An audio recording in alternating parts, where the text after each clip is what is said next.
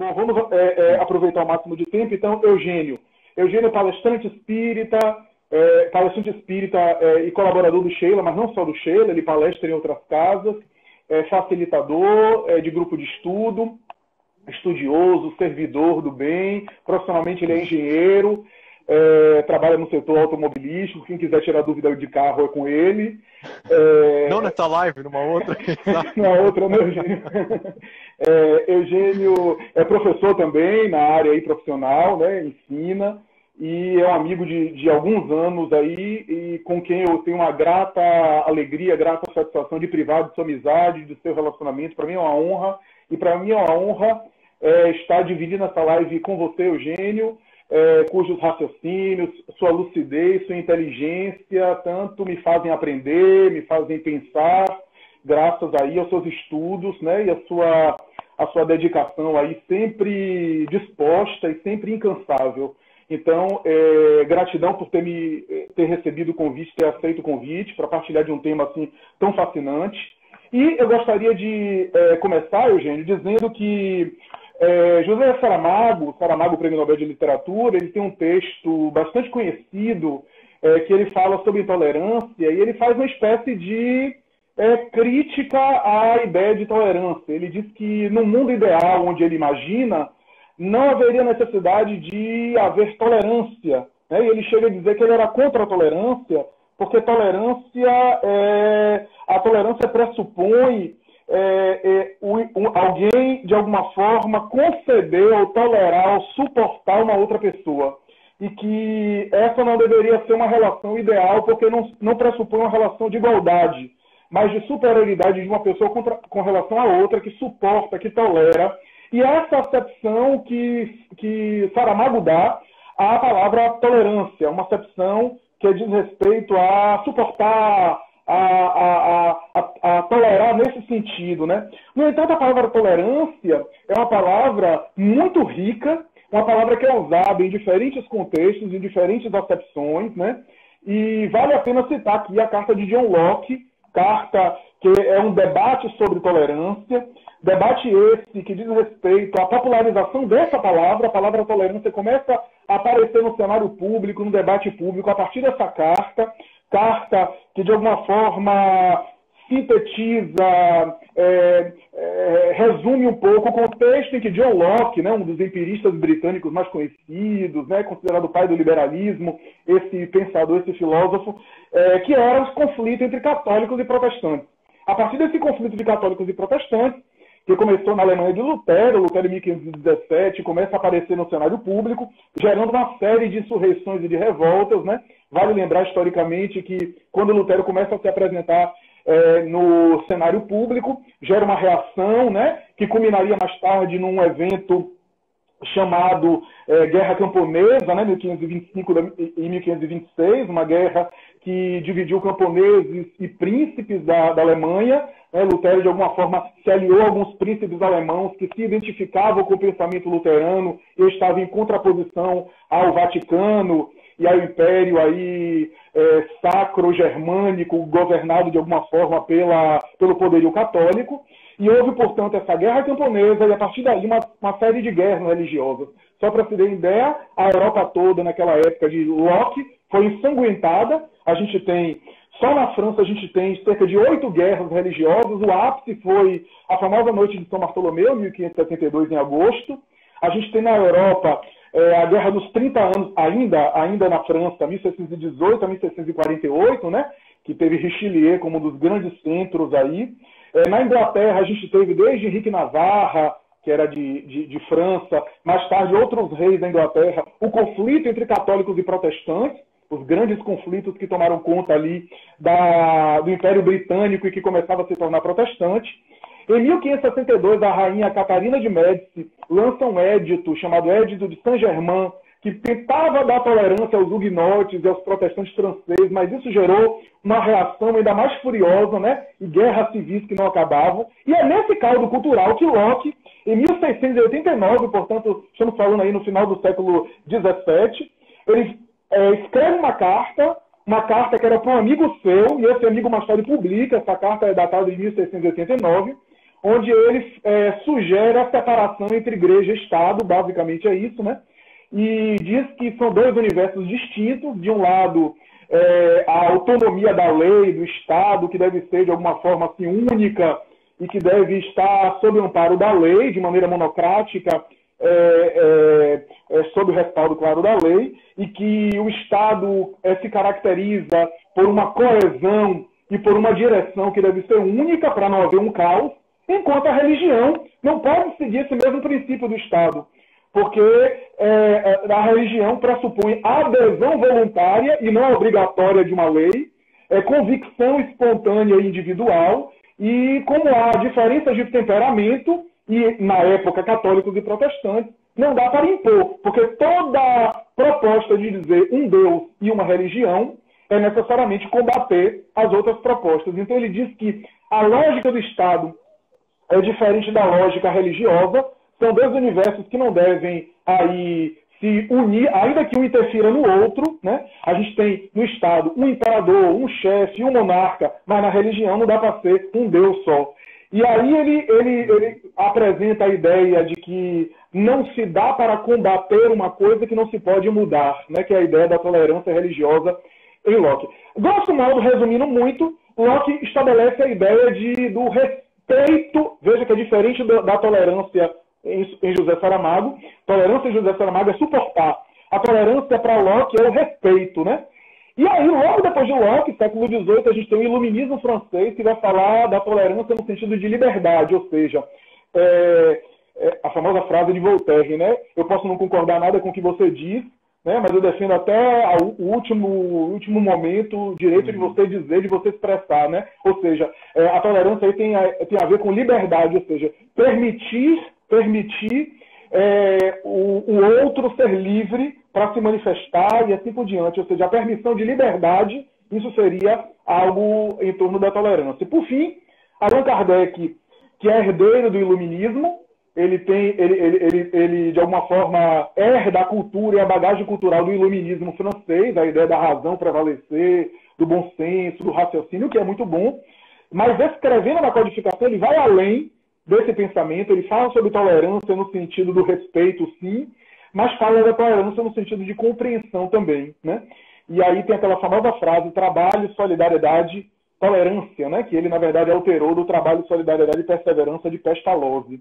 Então, eu queria começar a introduzir o tema falando um pouco sobre isso, Eugênio, e dizendo que tolerância é um assunto que demanda muito no momento atual, né? Um momento atual onde há tantas implicações, e hoje a gente está falando tanto sobre essa questão da tolerância, que eu queria começar, né, mais ou menos com esse raciocínio, passar a palavra para você, e dizer como nós precisamos falar sobre esse tema hoje. Eu tenho outras coisas para falar, mas ao longo, se der tempo, eu falo, a respeito dessa questão de que a gente vai evoluindo, a gente vai crescendo, mas esse tema é um tema que a gente precisa toda hora voltar a acessá-lo, porque senão, se a gente vacilar, a gente está recrudescendo em condutas antigas de intolerância, à medida que o tempo passa e à medida em que a gente percebe que a gente é igual, a gente é muito mais semelhante do que diferente. E por incrível que pareça, ao perceber isso, parece que a gente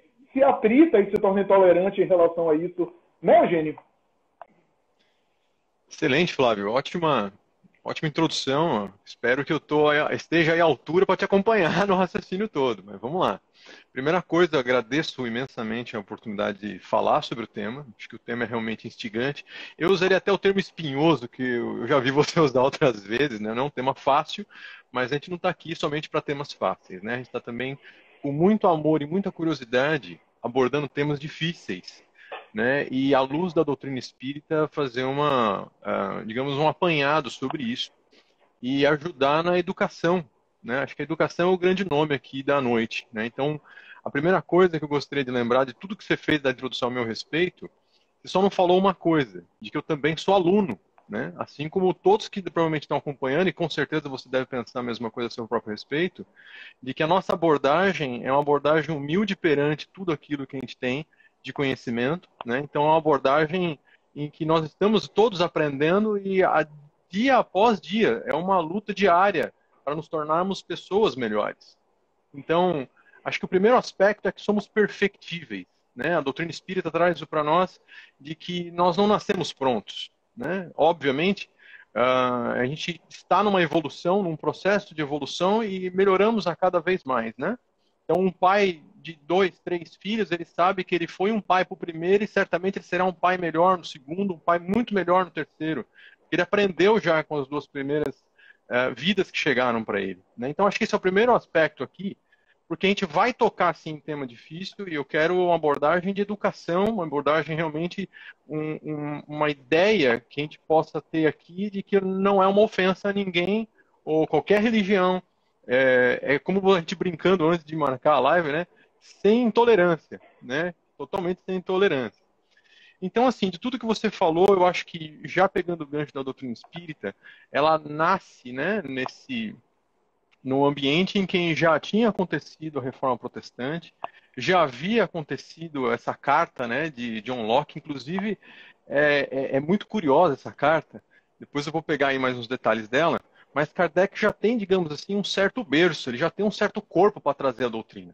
Lembrando que Kardec não é ele quem está dentro do seu escritório confabulando uma doutrina, mas a doutrina bate à porta dele, para que ele então possa construir ela, possa ajudar na elaboração dessas ideias, né? Então Kardec não é dono. Então isso é importante aqui, que eu sei que tem muita gente que provavelmente está acessando hoje pela primeira vez e de repente vai ouvir isso. Kardec não é dono da doutrina espírita, né? Ele não é o pai da doutrina espírita. A doutrina espírita, ela é, na verdade, o resgate de um cristianismo que está lá atrás, né? Está lá praticamente 2000 anos atrás, em que a gente vai buscar o que exatamente o Cristo, como ele se comportaria perante certas situações, né? Que a gente identifica como intolerância, né? E aí é onde a gente vai buscar aprender com isso. Então, quando você fala, por exemplo, de Voltaire, né? Ele vai falar sobre a liberdade de expressão. E aí é importante a gente lembrar que no Brasil, né, o Brasil não à toa é escolhido como coração do mundo, pátria do evangelho, título de um dos livros do Chico, né? Não à toa foi escolhido aqui, porque o Brasil ele tem uma diversidade muito grande, né? E por mais que a gente ainda acredite, né, que haja muitas diferenças e muita dificuldade de aceitá-las, essas diferenças elas são, digamos assim, é um terreno fértil para justamente implantar o Evangelho aqui. Então o Brasil é um lugar realmente fundamental para o Cristo, para aflorar esse amor, né, que é dele, que é a obra que é dele, né? Então, o Brasil ele é um Estado laico, né? A gente vê ele como um Estado laico, que significa que nós temos liberdade de ter uma religião, seja ela qual for, inclusive não ter religião, né? Que é, inclusive, aliás, eu vou pegar um outro gancho aqui, que quando a gente pensa sobre religião, a gente às vezes pensa na intolerância ao religioso. Agora, existe uma intolerância ao não religioso que é muito curiosa. Eu peguei uma pesquisa, né, me preparando aqui para a nossa conversa. É uma pesquisa que saiu na revista Veja, é uma pesquisa um pouco antiga, mas de 2007, mas vale muito pela informação. Na época, né, foi perguntado às pessoas se elas votariam em algumas classes para presidente. E aí eu fiquei surpreso que 84% disse que votaria em um negro para presidente. Eu falei, poxa, um número muito bom, né? 57% votaria numa mulher. Agora, 32% votariam no homossexual. E apenas 13% votaria num ateu. E aí, o texto que justamente estava buscando era entender esse lado que talvez a gente, né, nem imagina que exista, uma intolerância ao ateu. Ou seja, aquela pessoa que escolheu não ter uma religião, tem o seu caminho, tem a sua liberdade de expressão, lembrando Voltaire, né, que colocou lá o seu pensamento justamente para permitir que a gente fizesse essa escolha. Quer dizer, nós ainda alinhamos, né? Aí depois havia um estudo de uma professora da Unicamp, ela dizendo que o ateísmo ainda estava ligado com falta de caráter, falta de moral, falta de ética. O que são coisas que não fazem sentido. Ou seja, seria possível ter um governante só porque ele acredita em Deus? Né? Será que ele é incapaz de governar? Né? Lógico que eu estou pegando aqui apenas um exemplo, que a nossa discussão não é política, mas é apenas uma forma de que a gente tem que observar isso e perceber o quanto nós somos intolerantes. né? Intolerante com a diferença, intolerante com aquele que pensa diferente de nós. E qual é o problema que o outro tem escolhido um caminho como esse? Ele não se faz incapaz perante situações da vida, né? Então, acho que isso é uma coisa que nós temos que observar bem, porque no momento que eu aceito o diferente, né, seja ele qual for, por exemplo, no caso do ateu aqui que nós estamos colocando como exemplo, não significa que eu estou sendo conivente com ele. Se eu creio em Deus, eu posso muito bem me relacionar com quem não crê em Deus. E está tudo bem. Nós estamos exercendo o nosso direito, né? Então, acho que isso é uma coisa muito importante para a gente colocar, para dar início aí à nossa conversa. Mas eu não vou me alongar mais, gostaria de voltar a você a palavra para a gente dar continuidade. Vamos lá. Você falou uma coisa super interessante, né? A gente tem, por exemplo, governantes ateus que mataram e religiosos que também mataram ao longo das histórias, né? Da história da humanidade. Stalin, Mao Tse-tung... Uma coisa não tem nada a ver com a outra. Tudo indica que eram ateus e mataram. Aí a gente tem Hitler, que tudo indica que era católico. A gente tem Geisel aqui no Brasil, que era protestante. Então, não tem uma relação direta, né, Eugênio? Eu queria chamar a atenção para uma coisa muito interessante, que é um texto de Freud. Freud tem um texto na obra O Mal-Estar da Cultura, da Civilização, e mais tarde me parece que ele volta no assunto de maneira bem sutil. Ele fala de maneira bem rápida, mas é um conceito maravilhoso, chamado o narcisismo das pequenas diferenças. Freud vai defender a ideia, e ele se baseia no antissemitismo que ele já via aparecer na Europa. O texto é de 1918, portanto, já no ano do final da Primeira Guerra Mundial. Ainda não havia chegado ainda a 1939, com ali o genocídio, não apenas dos judeus, mas de outros povos, né, do Terceiro Reich, da Alemanha nazista. Mas Freud já estava percebendo na Europa o antissemitismo e a intolerância em relação aos judeus. E ele escreve esse texto baseado muito no que ele vê. Mas é um conceito tão maravilhoso que dá para ser aplicado hoje em momentos atuais. O que é que ele diz? Ele diz que em boa parte da intolerância, boa parte da nossa intolerância aparece não com as grandes diferenças, mas pelas pequenas diferenças. Porque quando há uma grande diferença, eu me sinto no meu narcisismo distante daquele outro ser, daquele outro grupo, daquele outro padrão. Então, ele é um grupo tão distante de mim que não me incomoda e que não me afeta. Então, o meu narcisismo, o meu ego vai dizer assim: ah, não, é um ignorante, é uma pessoa inferior, é uma pessoa que não tem, né, condição de me entender, etc. Mas quando nós somos iguais, e as pequenas diferenças é que me incomodam, Freud vai dizer que normalmente a intolerância aparece de maneira mais contundente assim. E se a gente parar para examinar, eu não vou me alongar muito, mas se a gente parar para examinar, a gente vai ver que boa parte dos contextos de ódio e de intolerante não são por grandes diferenças, mas muitas vezes pela semelhança. Vou citar aqui alguns exemplos de rixas históricas, né? Escocês com inglês, né? Que são muito semelhantes, né? Espanhol com português, brasileiro com argentino. Então a gente vê, ou pegar um conflito mais sério, né? Israelenses, palestinos e muçulmanos. Né? Você vê que a cultura deles tem uma série de rituais religiosos muito parecidos, tem a circuncisão como prática cultural deles, né? A tradição cultural religiosa deles são muito parecidos, inclusive vem do mesmo ramo, que é o ramo abraâmico, né? E, no entanto, um conflito incrível. Freud vai especular dizendo que quando nós somos muito parecidos e nessa semelhança nós somos muito iguais, só que aí nas diferenças a gente acaba se sobressaindo, minha identidade, o meu ego, o meu narciso, acaba desaparecendo um pouco em relação ao grupo. E o meu narcisismo, normalmente, ou gosta de ver alguém exatamente igual a mim, porque narciso acha feio aquilo que não é espelho, né? Quer refletir no outro igualzinho que eu sou, ou então alguém muito diferente, porque meu narciso se destaca. Né? Mas alguém que é muito parecido, mas que tem algumas diferenças, isso incomoda. Essa é a razão, aí já fazendo uma interpretação, análise para os dias atuais, essa é a razão, por exemplo, de a gente ver, por exemplo, hoje a gente vê os papéis de homens e mulheres se nivelando, o que não acontecia no passado, e a gente vê, às vezes, um incômodo em relação a isso. Às vezes, uma intolerância, às vezes, um discurso repressor, machista, etc. Há uma autora que interpreta o texto de Freud à luz do pensamento atual, dizendo isso, né? Que no passado havia um local fixo, específico para o gênero masculino e feminino, e os papéis têm se aproximado. E talvez esses papéis se aproximando gere incômodo, porque nós somos muito iguais.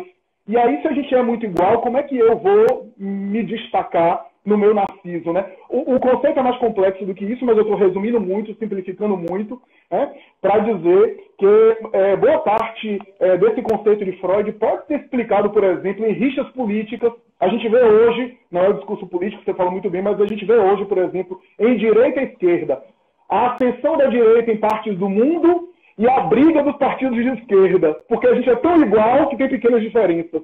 Ou a gente vê a direita com milhares de partidos a cada mês, surgindo outros partidos e outros partidos.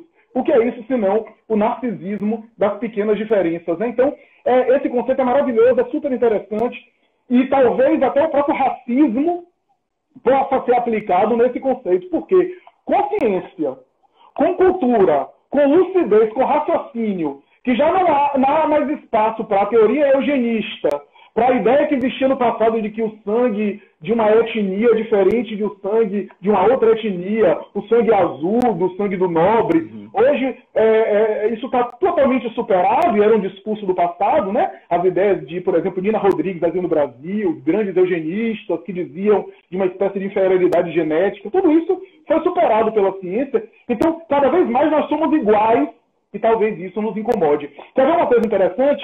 Na América do Norte, o racismo da América do Norte, quando começa a ser, pelo menos legalmente, teoricamente, superado por leis de igualdade, pós aí Martin Luther King Jr., surge o movimento do KKK, do Ku Klux Klan, né? E hoje se sabe que boa parte daqueles membros do Ku Klux Klan eram pessoas quase sempre de etnia branca, embora houvesse alguns que não eram assim brancos, mas quase sempre de etnia branca, mas que eram pobres. E que a motivação era não ser colocado na mesma categoria dos negros que eram vítimas de racismo e que também eram de classes pobres. Então eu sou pobre também, igual a você, mas eu não sou negro, eu não posso entrar no mesmo balaio que você, eu tenho que me diferenciar, né? Então isso é muito interessante, né? Porque isso faz com que nas semelhanças e não necessariamente nas diferenças gritantes, a gente acaba se tornando intolerante, né? Incomodando com o outro, né? Eu acho que, nossa, para você ver, né? Eu estava aqui pensando, enquanto você estava falando, a quantidade de coisa que me surgiu à mente enquanto você foi lembrando coisas. E natural, é até importante a gente observar isso, né? O quanto a gente não vai encerrar esse assunto hoje aqui, né? Esse assunto é muito vasto. E é natural que ele vai ter tentáculos, né, para várias vertentes, como você falou, a política, da etnia, né, das raças, a religiosa, enfim, a relação às mulheres, em relação às comunidades LGBT, enfim, ou minorias, como queira chamar, mas a gente vai ter vários tentáculos dela, né? E uma das coisas que você chamou a atenção, porque que eu acho que é bem legal, né, que é quando a gente vai buscar reforço com aquele que tem a mesma opinião que você, né? Então você detém um ponto de vista, você detém um pensamento, e aí você reforça esse pensamento com quem pensa, com quem diz sim para você, com quem apoia você de alguma forma. Só que a gente tem que aprender com a natureza, né? A natureza, ela tem uma amplitude de possibilidades. Um exemplo bobo, né? Se depois que nós voltarmos, né, a frequentar restaurantes de uma forma normal, né, a gente vai lá pegar o cardápio, né? Então, se você vai comer um peixe, vai ter N tipos de peixe, né? Então, assim, se você vai buscar por conhecimento, aqui nós, por exemplo, estamos falando sobre conhecimento, tem N tipos de vertentes possíveis para você abordar um tema. Então, a natureza, de uma forma geral, né, tanto a natureza essa que está lá fora, né, quanto também o conhecimento intelectual, você tem uma amplitude enorme. E principalmente, como você falou, o exemplo da direita e da esquerda, você vai ter é importante que haja esse diálogo, né? Afinal, estamos literalmente no mesmo país. Estamos literalmente com o mesmo interesse. Que tudo dê certo, apesar das circunstâncias, né? A gente sabe que tem diferenças de opiniões, a gente sabe disso, mas o interesse aqui é que tudo dê certo para todo mundo. Não adianta dar certo só para um núcleo. né? Tem que ser todo mundo voltado para isso. Agora, a democracia nos diz, novamente só pegando o gancho da política, né? É que numa disputa vai ter só um vencedor. Então não tem como ter as duas posições lá, ou três ou quatro que sejam, né? Mas que sejam nesse caso duas. Então um vai. Então aqueles que não estão de acordo ou não pensam como esse, eles vão ter que trabalhar para que tudo faça acontecer, apesar de não ser quem eu gostaria que estivesse lá, né? Então como é que eu me comporto perante isso tudo? Né? Como é que eu coloco? E aqui eu não posso esquecer que nós estamos sob a luz do espiritismo, né? Sob a luz da doutrina espírita. Então, como é que eu me posiciono de uma forma ativa, porque não é uma forma passiva? Emmanuel vai falar disso, né? Existe uma posição de pacifismo e de passividade, né? Então, uma coisa é, eu vou deixar acontecer e, né, seja lá o que vai acontecer, porque é ele que está decidindo que está lá, ele que está fazendo. Não, eu estou aqui, eu posso não concordar com ele, mas o Brasil é o lugar que eu escolhi, né, que eu me encarnei, eu estou aqui. Então, é aqui que eu quero fazer a diferença. E a diferença começa conosco.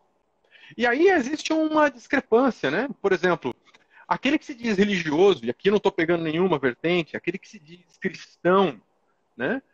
Por vezes pode fazer escolhas equivocadas, né? Então, aquele mesmo que está defendendo a tolerância, que está defendendo pontos de vista, né, de uma forma, está no discurso falando muito bem, mas às vezes nem sempre as atitudes estão acompanhando. Então, por exemplo, aquele que está falando sobre fazer com que seja bom para todo mundo, às vezes está lá, está andando no acostamento, né? Está furando fila em algum lugar, está só negando imposto, né? Então, como é que você pode querer que o mundo seja melhor, sendo que nós mesmos estamos dando o nosso exemplo? Qual que é a melhor forma de educar as crianças, né? Às vezes eu vejo assim, por alguns amigos, né, que a criança às vezes não se interessa por leitura. Poxa, mas será que ela vai ter esse hábito por natureza dela? Porque eu estou falando para ela que é bom? Será que eu leio para ela? Ou será que eu estou oferecendo a ela uma educação baseada no meu comportamento, baseado naquilo que eu faço? Porque falar é muito fácil. Falar de Jesus, falar do Cristo, né? Falar de Deus é muito fácil. Difícil é ser cristão na concepção, na essência. E assumir aquilo que o Cristo colocou como ensinamento para a nossa vida de fato. Não estou dizendo que vai ser fácil, né? Isso de fato não é fácil mesmo. O próprio apóstolo Paulo, me foge agora se é nas Romanos ou Coríntios, mas ele vai falar. Aí você pode me ajudar. Ele vai falar sobre a dificuldade dele de já reconhecer o que é bom, o que ele tem que fazer, mas ele ainda tem dificuldade com isso. Então, ele demonstra que ele estava num caminho, ele não veio pronto. Né? Depois do encontro dele com Cristo, que fez com que ele revisasse, imagina, ele matava pessoas em nome de Deus. Né? Em nome de Deus, ele estava perseguindo e matando pessoas. Então, como pode isso? Como é que a gente pode levar o nome de Deus dizendo, olha, estou fazendo um bem, né? E vou matar essa pessoa porque é o melhor a ser feito?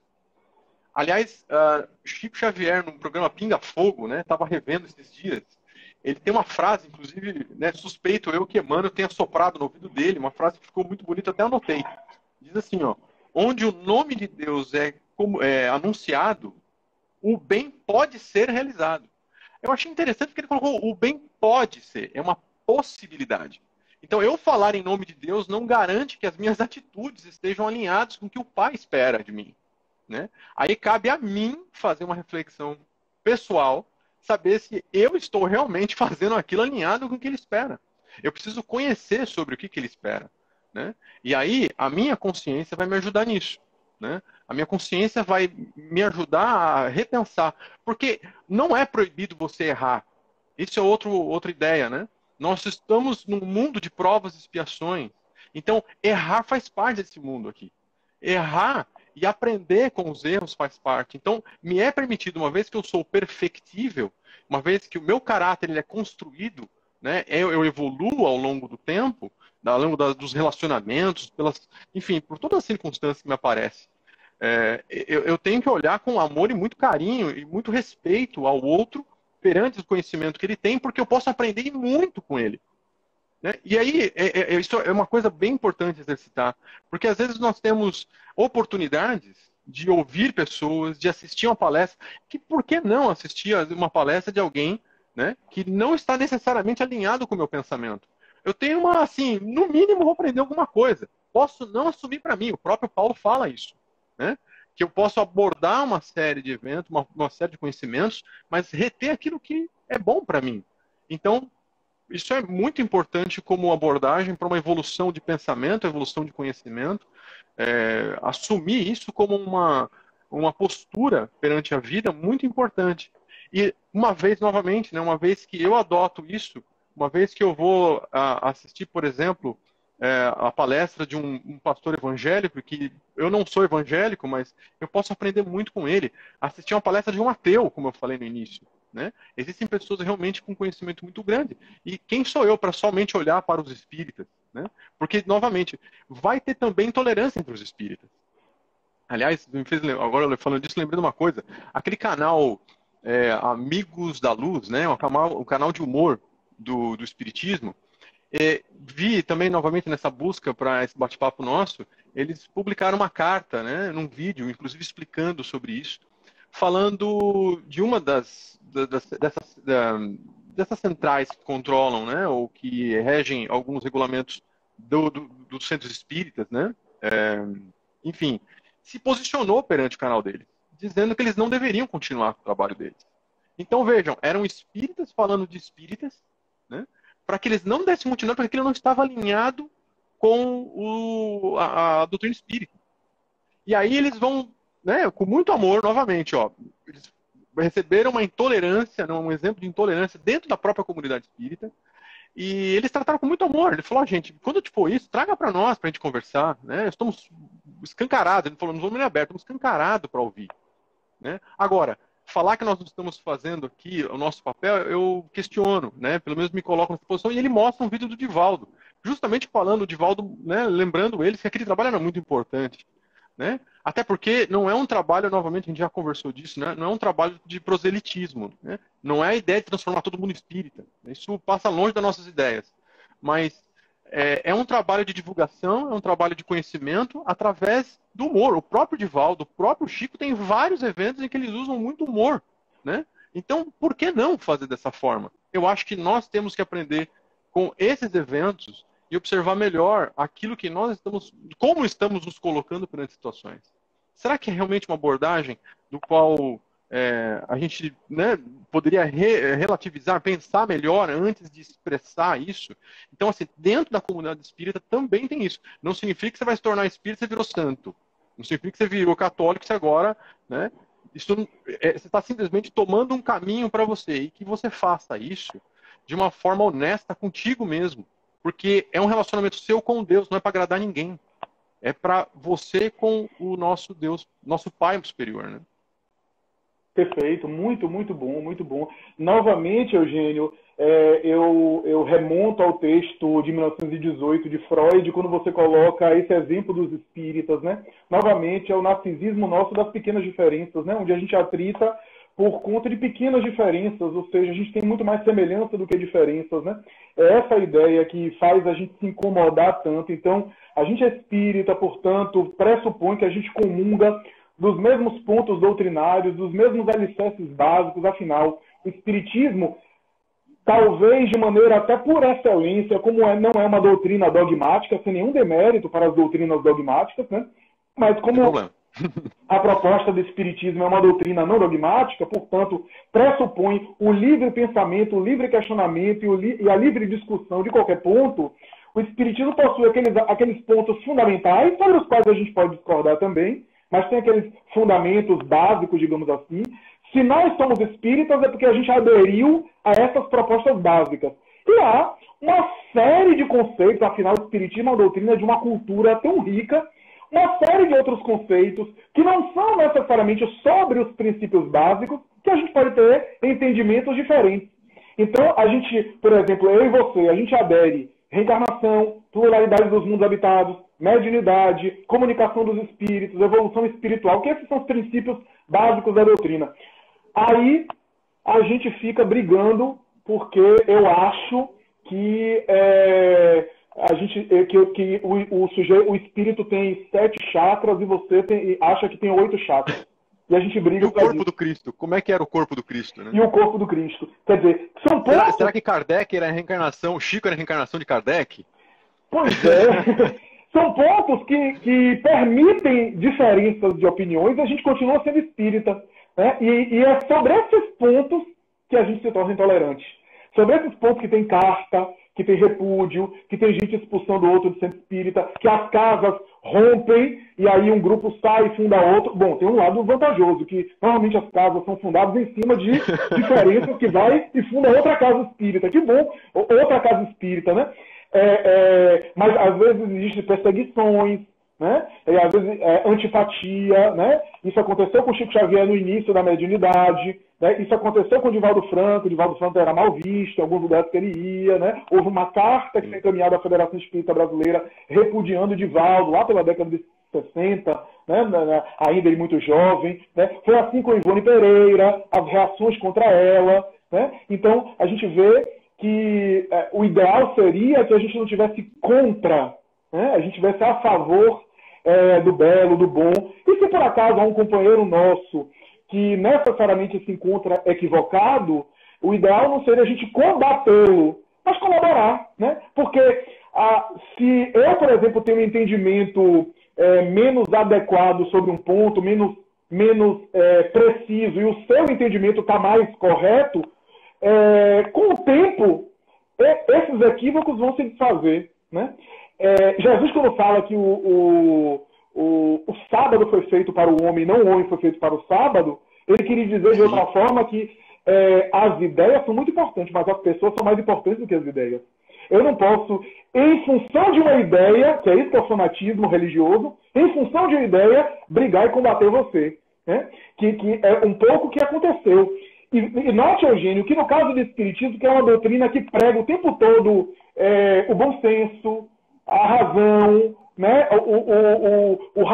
Passar pelo crivo da razão, a rigor, teoricamente, não deveria haver intolerância, porque a intolerância, de alguma forma, é um afeto que tem a ver com um certo fanatismo, uma certa irracionalidade, né? Como o Espiritismo é uma doutrina que prega o racional, que não tem nem aquela ideia do dogma aceito, sem necessariamente entendê-lo, ideal que não houvesse, né? Mas a gente não é totalmente racional. O ser humano não é. Você citou ali, né, Paulo, o bem que eu quero eu não faço, e o mal que eu não quero eu faço. A gente tem também essas ambiguidades, essas ambivalências, né? Sim. Uma coisa que é importante a gente pensar também, quando a gente está falando sobre tolerância, né, tem a outra face que é da intolerância. E aí a gente entra num paradoxo, né? Porque como é que a gente vai tolerar um intolerante? Né? Eu não quero aqui entrar num viés filosófico, mas olha o quão complexo é isso, e por isso que aí eu até puxei aqui uma fala de Emmanuel, né? Tolerância não é conceito de superfície, que foi na sua introdução, né? Eu até para ter puxado essa fala do Emmanuel, e ele vai falar, né? Reflexo vivo da compreensão. Então, novamente, está tudo interligado com relação à questão de educação e o meu propósito de vida em que eu me coloco como um aluno perante as circunstâncias, né?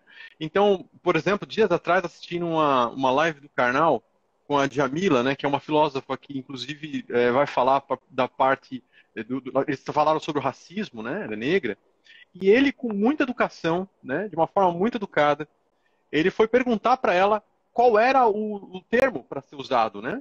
Preto, negro ou afrodescendente. Ele vai colocar para ela algumas opções para que ela, como filósofa, ela como estudiosa do tema, tivesse condições de expor. E, lógico, ele estava fazendo aquilo como um bom professor, como uma forma de educar as pessoas, né?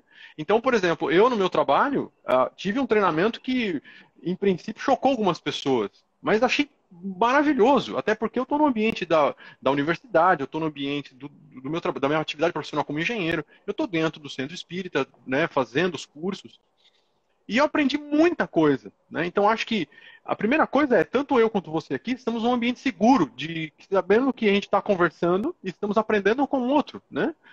E aí, quando vamos falar sobre a comunidade LGBT, eu falei, poxa, como que eu vou falar, né? Porque uma coisa é o corpo físico, outra coisa é como eu me entendo, né? Outra coisa é como me relaciono. Então teve uma série de coisas que começaram a me aparecer. Eu falei, poxa, gente, é o mínimo que a gente tem que fazer, é aprender como é que como é que eu vou falar com a outra pessoa de tal forma que eu não vou agredi-la, de tal forma que eu vou tratá-la com o devido respeito, né, conforme ela merece. E a gente vai notar no livro de Kardec, né, no livro dos Espíritos, ele vai falar sobre isso. Quando ele vai falar da união de duas pessoas, ele não vai falar homem e mulher. Ele vai falar de dois seres. É de uma forma genérica, naturalmente, para que justamente ela que seja de uma forma, vamos dizer assim, o mais acolhedora possível. E certamente a espiritualidade, né? A gente já observou também, lembrando aqui o Pinga Fogo, né, o Chico, quando é perguntado para ele, né, sobre homossexualismo, e lógico, novamente, Emmanuel está do lado dele, Emmanuel corrige, falando homossexualidade, né, usando um termo muito mais adequado para os dias de hoje, que lá nos anos 70 não era usado. Então, veja que a espiritualidade já provavelmente sabia, né, de como ia se desenvolver. O próprio Chico fala disso, que haveria uma evolução nesse sentido. E, lógico, o próprio Cristo sabia disso, né? Ele, quando trouxe as ideias dele, quando ele vai falar que iria, a estranha moral, né, queria separar pai de filho, mãe de sogra, enfim, ia separar a família, né? Então, eu não vim trazer a paz, mas sim a espada. Se a gente não tomar cuidado com essa fala, a gente vai achar que o Cristo ficou doido. Mas não é, na verdade, o que ele está querendo dizer é, não será fácil, né? Não vai ser fácil trazer novas ideias. Eu vou trazer as ideias e vai haver um conflito dentro de casa. Infelizmente, porque as pessoas vão pensar diferente, né? Mas ainda assim, o Cristo confiava de que a palavra dele é justamente a mensagem de Deus, é justamente aquilo que o Pai espera de nós. Uma vez que quando a gente lê, né, o Velho Testamento, e lá tem uma série de informações, né, que nada mais é o quê? Eu esses dias falando num estudo do Evangelho com os alunos, eu estava falando com eles sobre as várias possibilidades que tem ali nas vertentes, coisas que às vezes a gente é incompreensível para nós hoje em dia, ou que não cabe na nossa vida, né? E é natural, porque ali nada mais é que um relato da vida tentando buscar Deus. E qual é a resposta que Deus nos dá? Vem no Novo Testamento. O próprio Cristo é a resposta. Ou seja, como é que ele quer que a gente seja? Ele é um modelo e guia. Questão 625, clássica do Livro dos Espíritos. O homem, né, tem Cristo, então, como modelo e guia da humanidade para desenvolver a sua. E, lógico, o Cristo, quando mostra, né, toda aquela caminhada, quando a gente lê a biografia dele nos livros clássicos aí da Bíblia, ele vai demonstrar muito quais são as preferências dele, né? Ele vai mostrar que ele vai atrás dos necessitados, né? Porque os sãos não necessitam de médico, né? Fala dele. Então, ele vai justamente buscar as pessoas que precisavam disso. Ele vai ter uma preferência, uma predileção por pessoas que realmente vão se colocar abertas a primeiro aceitá-lo, como ele era, né? E essas ideias novas. Em contraposição aos fariseus, né? Que por mais que faça 2000 anos, nós ainda podemos identificar alguns na sociedade, infelizmente. Mas lembrando, nós temos uma lei de progresso, né? Nós estamos progredindo, apesar de muitas pessoas falarem, não creio nisso. Né? Uma vez perguntado, o Divaldo, ele falou isso, né? Perguntar para ele, mas Divaldo, você acha que nós estamos realmente progredindo? Ele falou, não tenho dúvida. Eu não tenho dúvida disso, está muito melhor que antes. Né? Se você assiste um filme, por exemplo, assisti não faz muito tempo, Maria Madalena no Netflix, né? Você vai ver qual era o respeito que era dado para as mulheres. Né? Como é que elas eram tratadas. Se hoje a gente acha que elas são, você não falou no início, né? Hoje já há uma forma muito mais respeitosa de tratá-las. Não está perfeito, não está maravilhoso. É óbvio isso. Né? Haja visto que a lei da Maria da Penha foi feita agora, né? Coisa desse século. Então, assim, isso mostra ainda algum atraso, mas já melhorou muito. Mulher já tem voz ativa na sociedade, tem voz ativa na família. Né? Há uns tempos atrás, falando um pouco da minha profissão, né? Quem decidia pela compra do carro era um homem. Né? Era ele que determinava qual era o carro que está comprado. Agora, já há algum tempo, é a mulher quem determina isso. Ou pelo menos participa. Ou pelo menos tem voz ativa no momento de fazer uma escolha importante para a família. E lógico, em outras situações também. Né? Então a gente tem que olhar por esse lado, porque muitas vezes a gente se prende na porção triste ou ruim, ou o que seja, né? Típico da nossa evolução, e não damos oportunidade de observar coisas que cresceram, que evoluíram, que se melhoraram. Né?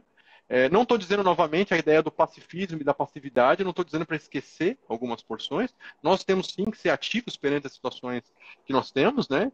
De intolerância, de tratamento diferenciado, né? Que isso realmente o Espiritismo não trata. nós somos de fato, novamente resgatando o cristianismo, nós vamos de fato tratar todos como irmãos, independente da raça, independente da etnia, melhor falando, né? Independente da escolha, independente do gênero, independente do que quer que seja, da classe social que for. Não faz diferença alguma. E a gente só vai entender isso de fato quando a gente entende o propósito do nosso Pai. Qual é o propósito de estarmos aqui? Isso aqui é uma grande escola, né? A encarnação que a gente chega, eu brinco com os alunos nas aulas, a gente chega pelado, sem dente, né? Sem nem bolso para guardar as coisas. E como é que a gente vai embora? Não é muito diferente disso. Então, o que será que acontece nesse tempo que a gente fica lutando para ter coisas, para acumular bens materiais? Né? A gente tem também que prestar atenção nos bens espirituais, nos bens morais que nós temos. E por isso que a gente tem que olhar a sociedade dessa forma, de que estamos todos aprendendo aqui. Né? Eu acho que isso é uma palavra que eu tiraria de hoje, dessa live, é buscar conhecimento, é educação. E principalmente, quem hoje é pai, é educar para a diversidade, que é uma coisa muito importante, que a criança cresça olhando dentro de casa como não é um modelo que ela vai encontrar fora de casa. É um modelo que ela tem dentro da casa dela, mas que ela tem que entender que fora ela vai encontrar outras coisas. Vai encontrar outras opções, que talvez possam até ser melhores depois, quando ela ficar adulta, e de repente identificar que ela quer fazer diferente. E não tem problema, porque a encarnação é dela. Nós, como pais, temos que nos colocar numa situação de educação perante eles, e não como donos, né? Não como proprietários de uma vida. Né? A gente, lógico que isso também é um exercício, mas principalmente a educação para a diversidade, eu acho que isso é fundamental para as nossas crianças. Porque o mundo de regeneração está chegando. Né? A gente tem aí muita coisa acontecendo. A pandemia não é à toa. Né? Lembrando de novo, né, pegando lá o que o Chico falou, e também tema que eu sei que rende bastante assunto, não me aprofundar nisso, mas não há data limite. Né? Há sim movimentos que a espiritualidade vai fazendo, de tal forma que ela demonstra isso de uma forma muito óbvia, muito clara, né, de que algo está acontecendo. E uma coisa que está acontecendo, que é óbvia, é justamente essa discussão, esse diálogo sobre valores. Né? Os valores estão postos à mesa e a gente precisa realmente olhar para eles com muito carinho. Né? Então, independente da religião, independente do que nós escolhemos para a nossa vida, saber respeitar o próximo. Perfeito, perfeito, perfeito, Eugênio. Como você disse, o tempo corre. O tema é muito rico, estamos já caminhando aí para o final da nossa live. Eu gostaria de destacar só duas coisas. Uma delas você falou que me chamou muita atenção, que é algo que está embutido no seu discurso, que é escuta. Eu acho que o exercício inicial da tolerância é escutar o outro, escutar a opinião divergente, deixar o outro falar. Assim é marido e mulher, cônjuge, assim é a relação com o filho, assim é a relação entre religiosos, escutar, deixar o outro falar, mesmo que a gente não pense daquela mesma forma. O início do exercício da tolerância, eu acho que é esse. Né? E nesse sentido, a tolerância vai além do suportar, como a gente falou. Né? Envolve respeito e envolve compreensão. Para passar a palavra para você nas considerações finais, eu lembrei agora de um trecho de Paulo Estevão, que é o episódio de Paulo e Tiago. Os dois viveram quase que de mal a vida inteira. E tem um momento que Paulo, já idoso, relativamente idoso, e também Tiago menor, né, filho de Alfeu, idoso também, ele volta a Jerusalém e encontra os dois ainda meio resistentes, principalmente o próprio Paulo. Né, a pedido de Tiago, ele vai a Jerusalém, ele queria ir a Roma, ele vai a Jerusalém. E ambos conversam, naquele momento, pela primeira vez, Paulo para ouvir o ponto de vista de Tiago. E Emmanuel diz, ele nunca parou para entender o ponto de vista dos apóstolos. E aí tem uma frase que eu acho primorosa de Emmanuel, que Emmanuel diz assim: Paulo, naquele momento, percebeu que a vida pede mais compreensão do que conhecimento. Mais compreensão do que conhecimento. Então, eu acho que a tolerância se resume a isso. Gostaria de suas palavras finais, nesses breves minutos. Vamos lá. Bom, como você chamou a atenção, intolerância, ainda que ela tenha aí um aspecto negativo, né? E a gente sabe que isso talvez seja uma coisa para a gente melhorar, para a gente repensar, porque envolve medo, envolve esse ataque, né? Essa coisa do que eu não conheço. Então, muita gente acha que conhece o Espiritismo, acha que sabe do que se trata, e então fica tateando, né, na profundidade de um pires, achando que está realmente conhecendo sobre o que está falando. E tem que tomar muito cuidado com isso. Quando você fala da escuta, me vem a ideia de que a gente tem que aprender, e novamente, a abordagem de aprendizado, de conhecimento. A gente tem que aprender a ouvir para entender e não para responder. Né? Necessariamente eu tenho que usar a minha escuta de tal forma que eu possa dar a oportunidade do outro se expressar. E eu tenho a chance de aprender, eu tenho a oportunidade de absorver algum conhecimento. E muitas vezes o outro nem terminou a fala, a gente já está colocando a nossa fala por cima, né? Já esperando o que ele vai falar. Por que não, né? Respirar, dar um tempo para que o outro tenha a chance de concluir a frase e, enfim, colocar o seu pensamento. Então, da mesma forma aqui, né? Se caso, e eu adoraria que isso acontecesse, que caso alguém não concordasse com algo, né? Que a gente pudesse ter justamente a oportunidade de dialogar e ter essa chance, né? Isso é bastante possível e espero que seja também implementado isso dentro da nossa família, dentro da nossa casa, né? Que isso aconteça. Exercitar mais isso, né? Exercitar porque a gente quer para o outro aquilo que a gente quer para nós mesmos, né? E tem um elemento que eu não gostaria de fechar a live, que é falar do perdão. Perdão que é, né, em todos os aspectos do Evangelho, Cristo vai falar de perdão. Na oração dominical fala de perdão. Ele está na cruz, ele está falando de perdão. Então, o perdão é uma coisa que tem que ser, assim, melhor entendida. Muitas vezes a gente, na intenção de não permitir que o outro fale ou faça, né, ou falar, não vou perdoá-lo, o primeiro prejudicado sou eu mesmo, quando falo isso. Né? E perdoar o outro dentro das escolhas que ele fez não me torna necessariamente conivente com ele. Eu permito que ele seja como ele é. E a continuidade da encarnação dele, como ele vai fazer, esse é um problema dele, não meu. Né? A mim cabe procurar compreender, procurar aprender com a situação e permitir que eu não novamente me coloque na situação, né, que fui colocado a ponto de ter que perdoar a pessoa. E do outro lado é a mesma coisa, só que no sentido de não prejudicar ninguém. Saber respeitar as diferenças. Né? Então, eu acho que dentro do ambiente, como eu falei assim, da educação, né, do ambiente de respeito que nós temos aqui, é para que a gente possa melhorar a nossa convivência, apesar das diferenças. Né? Apesar as coisas não acontecerem exatamente como eu gostaria. Mas estamos juntos em tudo isso e que a gente possa ter uma convivência melhor.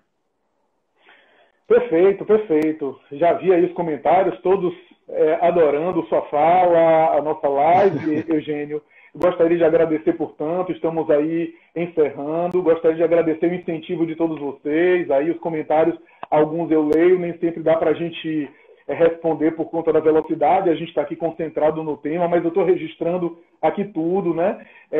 Pode acontecer de uma pergunta passar, mas enfim, eu tenho visto que não, que é só mais comentários. Esse vídeo vai estar disponível mais tarde, né? A gente vai salvar, vai editar e vai disponibilizar no YouTube, tanto no canal Raciocínios Espíritas, como no canal do Sheila, tá? A gente vai disponibilizar, como todas as lives têm ocorrido, tá bom? Que bom que vocês gostaram, tema muito bacana, tema assim que a gente consegue, apesar de sério, um tema que a gente conseguiu transitar de uma maneira leve, de uma maneira fluida, né? Eu agradeço muito a você, Eugênio, e quem sabe de repente a gente voltar a abordar alguma coisa, porque eu gostei muito. Por que não? A gente pode, inclusive, Flávio, se você identificar alguma coisa que seja impertinente, a gente olha pelos comentários, se tiver perguntas, a gente pode fazer uma outra para respondê-las. Então fica aí a possibilidade futura de a gente voltar aqui. Perfeito. Tá bom, minha gente. Muito obrigado a todos. Obrigado, Eugênio. Um abraço. Um abraço a todos. Muito obrigado. E até a próxima. Obrigado, até a próxima. Eugênio. Até. Valeu.